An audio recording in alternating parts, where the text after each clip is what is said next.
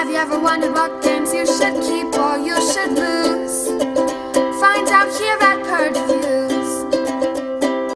Box Monster is a children's game, potentially a family game, where you are putting your hands inside the box itself, which is humongous, and you're trying to pull pieces out.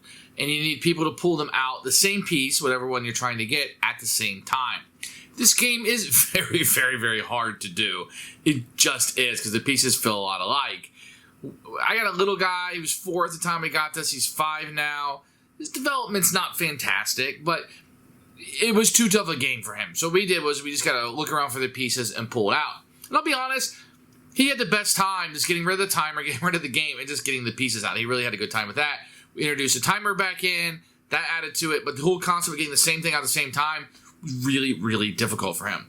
But let's put that aside, and let's talk about this game. It can be a little difficult, especially for the younger gamers, which I think is intended for, but they still have a good time of jumping in, and oh, it's a pair of underwear that come out. Grandma's in here. Candy's in here. Like, that's a fun thing.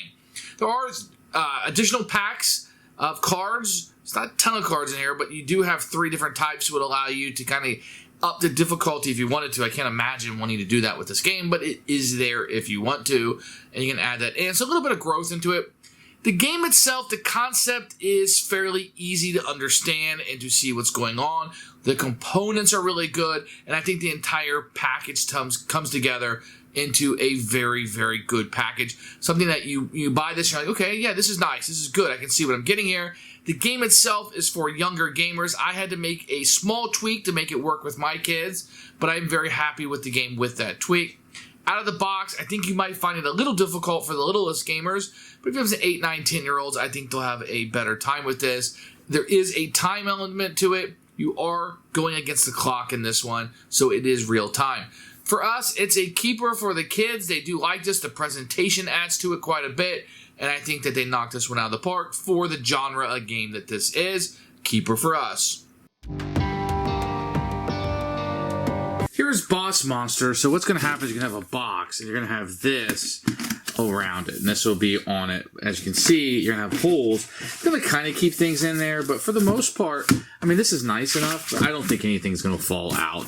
You really have to stick your hand in here to get things out. So inside of here, we're going to have the components of the game. I'll pull those out, and we'll take a look at it.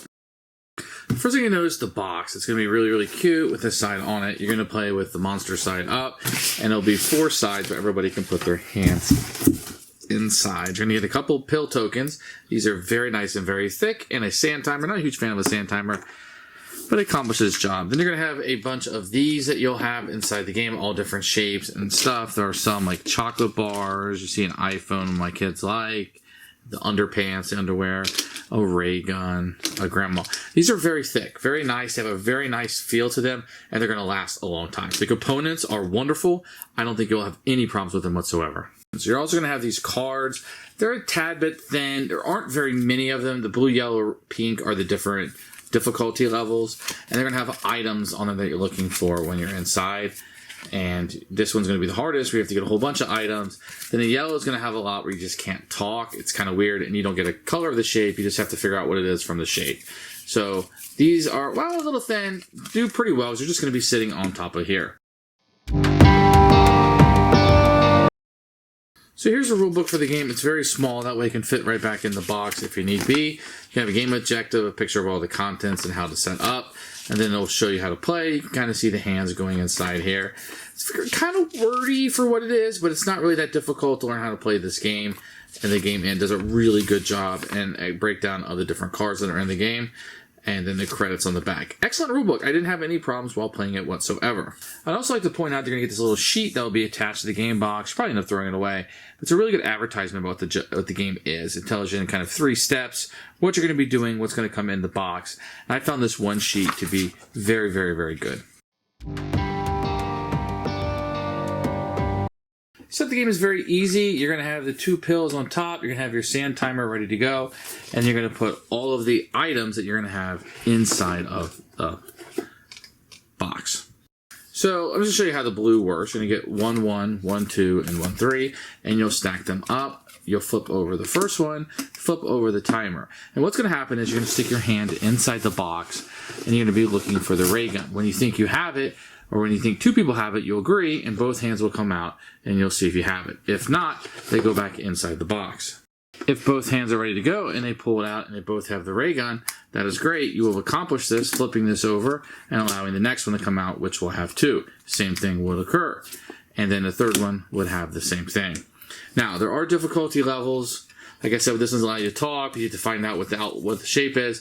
And this one just gives you more things that you have to pull out in order to do it. Now, you're doing all of this in real time. If the timer runs out, you flip it over, you take one of the pills, you throw it back in the box. When the timer's out, you don't have any pills left, you'll lose the game. If you accomplish all 3 cards, then you are the winner of the game. Who should buy this game? Little Gamers, I think, has a really neat presentation. If you want a game that kind of looks kind of cool, the components are good. Putting your hands inside the box, that tactile feel, is going to be very appealing for younger gamers and keep their attention, which is a huge bonus for a game like this. This game has absolutely worked for us. It's not going to blow your socks off. It's not the next greatest Euro, nor is it trying to be, but I think for what it's intending to be for children, we've had a blast with it. That's all I can ask for with kids games, is I want to have fun, and they did with this one. Keeper for us.